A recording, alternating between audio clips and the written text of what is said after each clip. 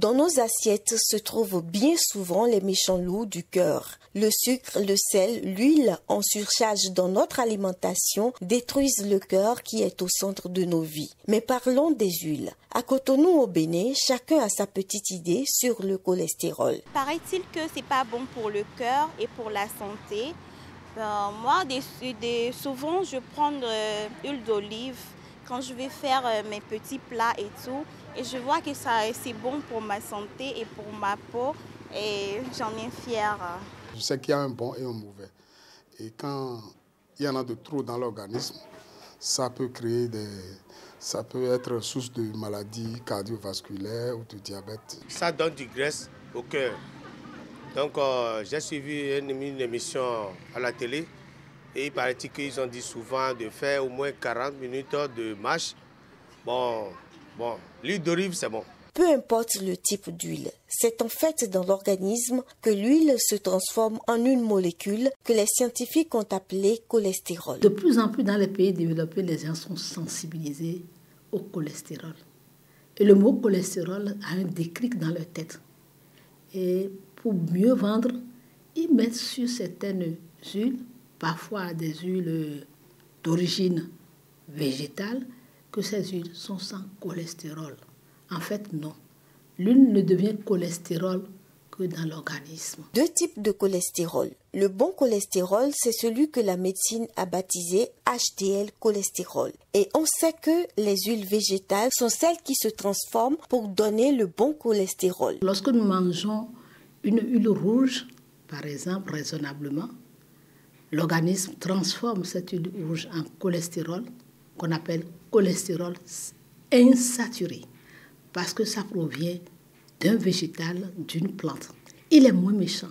Par contre, lorsque vous mangez des huiles à base d'animal comme le beurre, le fromage, cette huile-là est transformée en cholestérol saturé. Ce cholestérol n'a aucun bras. Il est fermé sur lui-même et il doit tout seul s'éliminer. Il a du mal.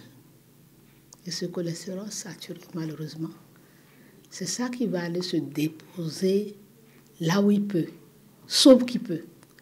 Il va se déposer dans les artères. Dans les artères, le mauvais cholestérol va s'associer à d'autres éléments pour former des plaques d'athérome semblables à des cailloux. Ceux-ci bouchent les artères. Et quand une artère est bouchée, vous comprenez la suite. L'organe qui dépend de cette artère n'a plus d'oxygène et l'organe finit par mourir. Ça peut être les yeux, ça entraîne la cécité, ça peut être le rein, ça entraîne l'insuffisance rénale et ça peut être le cœur lui-même qui n'a plus d'oxygène.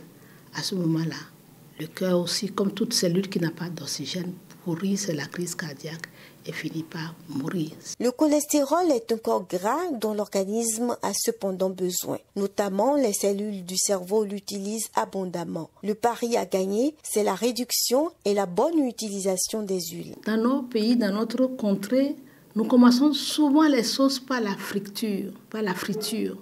On fait frire la tomate dans l'huile.